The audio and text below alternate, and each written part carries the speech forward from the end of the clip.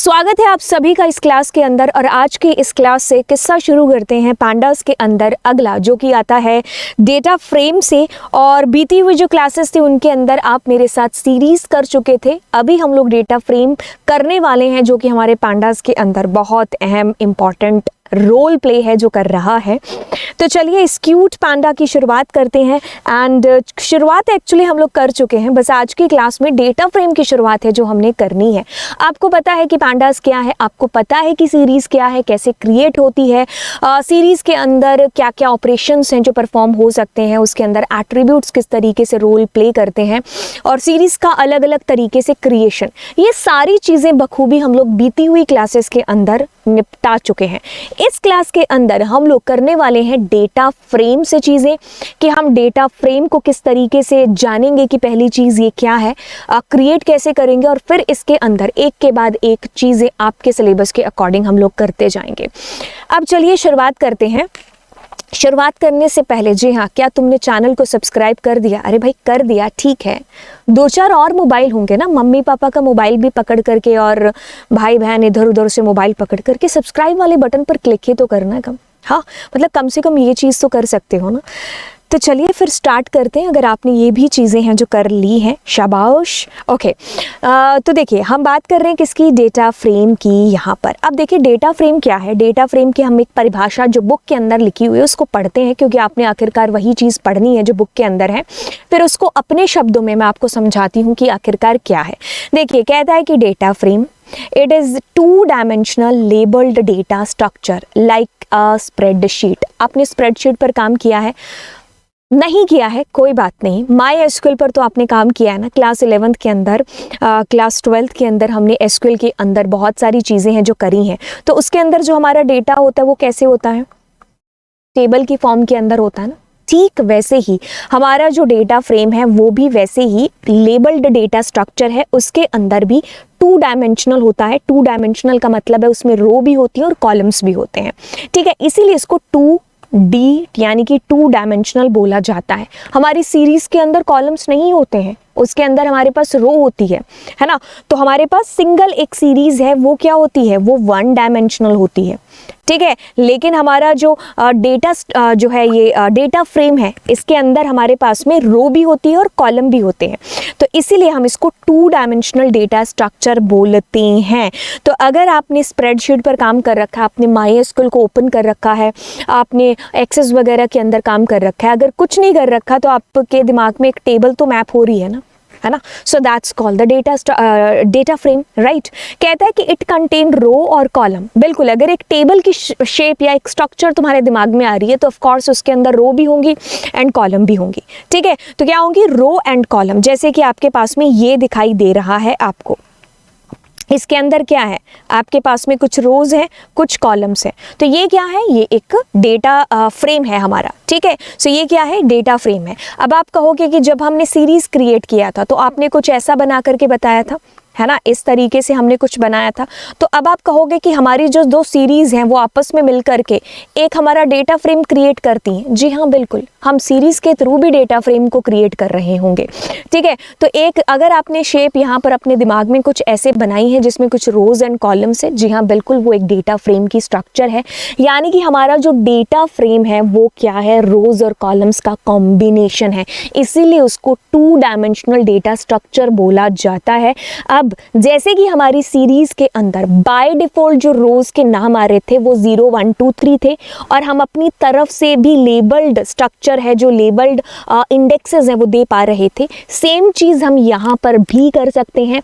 इसके अंदर भी जो बाय डिफॉल्ट इंडेक्सेस होते हैं या फिर कॉलम्स के जो नाम होते हैं वो 0 से ही स्टार्ट होते हैं। हम अपनी मर्जी से भी इसमें इंडेक्सेस के नाम दे सकते हैं, यानी कि हम बदल सकते हैं।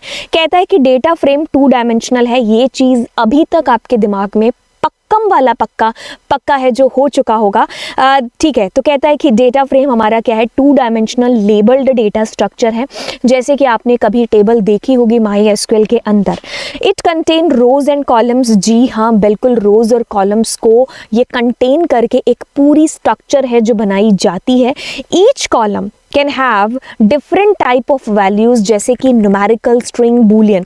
अब आप इमेजिन करिए कि आप एक टेबल क्रिएट कर रहे हैं, आपके स्कूल में कोई एक फंक्शन है, उसके लिए आपने एक टेबल क्रिएट किया जिसमें आप उनका नाम भी लिख रहे हैं पार्टिसिपेंट्स का, उन्होंने किस एक्टिविटी में पार्टिसिपेट किया, उनका चेस नंबर, उनकी एज, उनकी कैटेगरी। तो ये सारी चीज़ों के मिक्सअप से आपने एक टेबल क्रिएट की है। दिमाग में एक तरफ है जो आप मैपिंग करिए कि उसमें स्ट्रिंग आएगा, उसमें न्यूमेरिकल आएगा, यस उसमें हर तरीके का डेटा है जो आएगा। तो एक टेबल के अंदर आप ये नहीं कह सकते कि इसमें सारा सेम ही टाइप का जाएगा जैसे हमारे पास सीरीज में था। दैट्स वाई हम अपनी सीरीज को होमोजीनियस और दैट्स वाई हम अपने डेटा फ्रेम को हेट्रोजीनियस समझते हैं, जानते हैं। हमारी सीरीज थी उसके अंदर होमोजीनियस था, यानी कि वो सबको एक ही आंख से देखती थी। बोले तो इसमें सारे 3 4 5 6 7 सारे इंटीजर हैं, तो बोले तो इसका डेटा टाइप इंटीजर होगा। अगर मैंने इसमें एक भी फ्लोट दे दिया तो सबको वो फ्लोट बना देगी। अगर मान लीजिए इसमें मैंने एक भी स्ट्रिंग दे दिया तो सबको ऑब्जेक्ट कर देगी। तो यानी कि इसमें क्या था, सीरीज में सेम डेटा जो टाइप है वो होना चाहिए, तो ये होमोजीनियस है। अब इसमें क्या था, इसका साइज एक बार जो आपने क्रिएट कर दिया, फिक्स कर दिया, तो बोले तो फिक्स कर दिया। ये कोई डायरेक्ट आपको फंक्शन प्रोवाइड नहीं कराता है सीरीज कि आप जाकर के अपनी सीरीज का जो है साइज इस तरीके से चेंज कर लो। आप डायरेक्टली नहीं कर सकते हो, आपको कोई फंक्शन नहीं मिला हुआ है। अब देखिए इसके अंदर की जो वैल्यूज है ना, वो बिल्कुल आप बदल सकते थे आपकी सीरीज की। लेकिन जब हम आते हैं डेटा फ्रेम के ऊपर, तो डेटा फ्रेम बोले तो हेट्रोजीनियस है। अब इसके अंदर क्या है कि आपकी एक टेबल बनी हुई है, ठीक है। अब उस टेबल की जब आप बात करोगे तो इसके अंदर मान लीजिए नेम है, इसमें क्या है एज है, इसमें क्या है मार्क्स है, और इसमें है कि हम वोट दे सकते हैं कि नहीं दे सकते, कुछ इस तरीके का। तो अगर लिखा होगा ट्रू तो दैट मीन्स येस, अगर लिखा होगा false that means no. Marks है तो हम कुछ ऐसे दे रहे हैं, न्यूमेरिकल के अंदर भी कुछ ऐसे, इसमें मान लो 45.5। नेम है जो हमारा ABC अल्फ़ाबेट के अंदर आ रहा है, तो इसमें सारे टाइप का डेटा नहीं है, तो yes this is heterogeneous, right. इसका जो साइज है और इसके अंदर का जो डेटा है वो दोनों बदला जा सकता है, यानी कि डेटा फ्रेम है ना जो आपको, वो डायरेक्टली फंक्शन प्रोवाइड कराता है कि भाई तुम अपना डेटा फ्रेम का जो साइज है उसको आप चेंज कर लो, उसके अंदर की वैल्यूज को भी आप बदल सकते हो, ठीक है। तो ये तो खत्म होती हुई कहानी है किसके साथ की, हमारे डेटा फ्रेम के साथ की। अब थोड़ा सा और इसकी कहानी को थोड़ा पक्का कर लेते हैं। देखिए ये शक्ल, ये सूरत, ये आपके सामने जो है ये डायग्राम, ये बिल्कुल डेटा फ्रेम का है, ठीक है। इसमें से अगर आपने एक कॉलम को बाहर निकाल लिया, कि जैसे मैंने एक को बाहर निकाल लिया, उसके अंदर क्या था, एज था, तो अब इसमें सारा एज ही आ रहा होगा, है ना। तो ये क्या है, सारा का सारा मेरा एक ही टाइप का डेटा है, तो ये मेरा क्या है, होमोजीनियस टाइप का है। तो ये एक यानी कि मेरी एक सीरीज हो गई, क्या हो गई, सीरीज। अब ऐसा ही मैं एक और सीरीज लेकर के आई, एक और लेकर के आई, तो यानी कि ये सारा मिलकर के मेरा क्या हो गया, एक डेटा फ्रेम नहीं बन गया। जी हाँ बिल्कुल, जिसमें रोज भी हैं, जिसमें कॉलम्स भी हैं, ठीक है। अब देखिए इस साइड जो है, इस साइड इसके रो के नंबर आएंगे जो कि किससे स्टार्ट हो रहे होंगे, बाय डिफॉल्ट 0 से। आप लेबल भी हैं जो अपनी तरफ से भी इसके नंबर हैं जो दे सकते हैं, और इस तरफ आएंगे उसके कॉलम्स के नाम, ठीक है। अब देखिए इसमें ये दोनों चीजें आपको याद रखनी है कि इसमें जो रोज हैं उसके एक्सेस 0 होते हैं।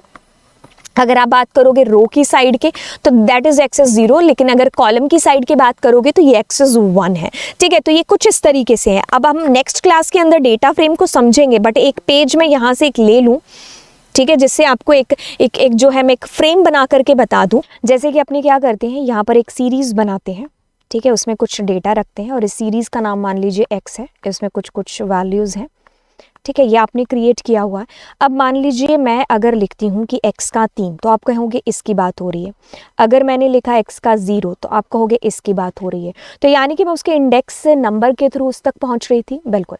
अब हम एक डेटा फ्रेम बनाते हैं, तो ये हमारा एक डेटा फ्रेम है जिसमें मैंने मान लीजिए एज लिख दिया, या फिर इसको हम नंबर ही दे देते हैं 0 1 2 3, ठीक है। और इसमें इसके जो कॉलम के नेम है वो कुछ इस तरीके से हो गए, ऊपर कॉलम और रो हो गया 0 1 2, ठीक है। तो इसमें हम कुछ डेटा डाल देते हैं,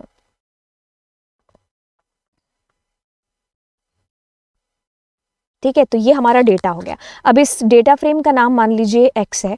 तो अगर हमें यहाँ पर पहुँचना है, एक सेकेंड, अगर हम इस तक पहुँचना चाहते हैं, ठीक है, तो हम क्या लिखेंगे, पहले हमारा कॉलम का नाम लिखेंगे, हमने कहा 1, और फिर हमने कहा कि हम जो है 1 नंबर, तो ये हमारा कॉलम है, ये हमारी रो है।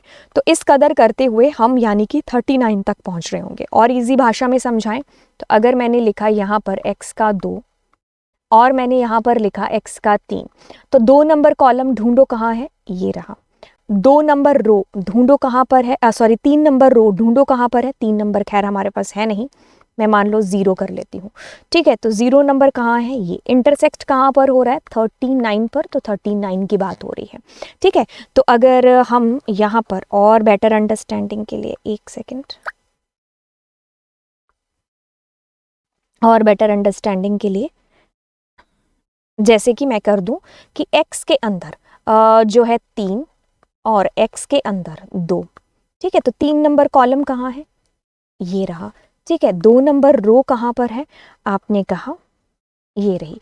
तो किसकी बात हो रही है, इस 5 की बात हो रही है, कहाँ पर इंटरसेक्ट है, ठीक है। तो इस प्रकार से हम इस डेटा फ्रेम के अंदर कैसे वैल्यूज़ को एक्सेस भी है जो कर पा रहे होंगे, ठीक है। तो यानी कि ये जो साइड है ये हमारी क्या है, रो की साइड है, ठीक है। और ये हमारी क्या है, कॉलम्स की साइड है। बाय डिफ़ॉल्ट जो कॉलम और रो होते हैं वो 0 1 2 3 होते हैं, और बाय डिफ़ॉल्ट इसके अंदर भी क्या होते हैं, 0 1 2 होते हैं, इसमें कॉलम होता नहीं है। रो भी हमारी 0 1 2 3, इवन हम लेबल्ड इंडेक्स भी है जो दे सकते हैं और कॉलम्स भी है जो दे सकते हैं। इसमें आपने ABCD दिया था, सेम वे में आप इसमें भी है जो दे सकते हो, ठीक है। तो ये चीज़ें आपको इसके अंदर समझ में आई कि हमारा जो डेटा फ्रेम है वो रो और कॉलम का कॉम्बिनेशन है, और हमारी जो सीरीज़ है वो उसके अंदर कॉलम्स नहीं होंगे, इंडेक्स उसके अंदर होंगे, ठीक है। तो ये बातें आपको समझ में आई। एंड अभी thank you so much, channel को ज़रूर सब्सक्राइब कर दीजिएगा, दोस्तों के साथ में शेयर कर दीजिएगा। बाय बाय, हाँ, गॉड ब्लेस।